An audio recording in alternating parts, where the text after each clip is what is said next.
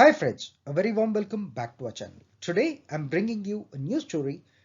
The title of the story is The Procurator, a Jataka tale published in the Chandamama magazine. So let's move towards the story.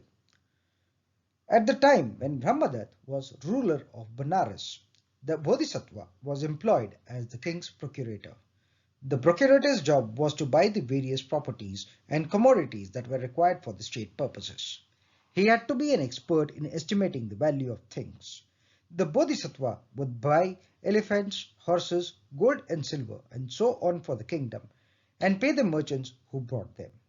As the procurator, the Bodhisattva was very capable, so that the royal stores were always filled with the right things and the best things. He was also very thoughtful and foreseeing in his purchases, so that the administration was never held up for want of particular commodity, which was needed urgently.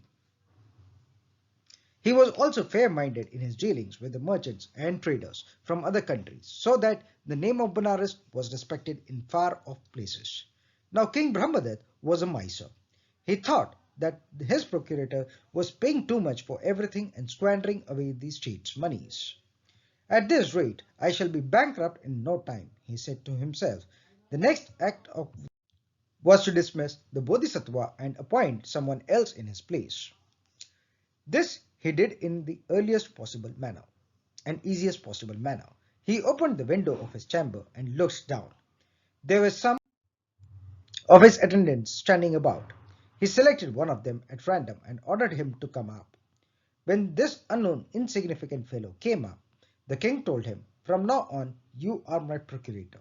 The king hoped that a common fellow without any rank or status would buy nothing without haggling and would be more economical in his purchases. But this particular man was quite a fool and the king did not know it. The new procurator could not distinguish between a donkey and a horse, but he was an expert in offering astoundingly low value for anything he had to buy.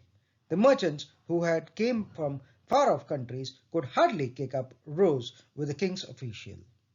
So they used to sustain a huge losses on state purchases. They had to make good these losses somewhere else. In his anxiety to buy cheap things, the procurator brought useless and unwanted things. These began to accumulate in the royal store. Even when some of them were stolen, no one felt their loss. The foolish procurator could not guess what commodities would be required in the near future. The administration was often held up for want of something which was urgently needed. Above all, the name of Benares was acquired a very bad reputation abroad, and good merchants stopped going to that city for the fear of the procurator. One day, a merchant arrived at Benares with 500 horses of very good breed. The king came to know of it and instructed his procurator to buy them up. The procurator called the merchant, looked over the horses and fixed their price, a measure of rice. The merchant was astounded but did not protest. Straight away he sought the Bodhisattva, the ex-procurator, and told him what had happened.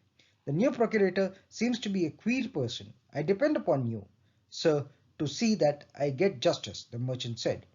Bodhisattva pondered over the problem for a while and said, "When you go to the court tomorrow to receive the value for your horses, ask the procurator what he is going to pay.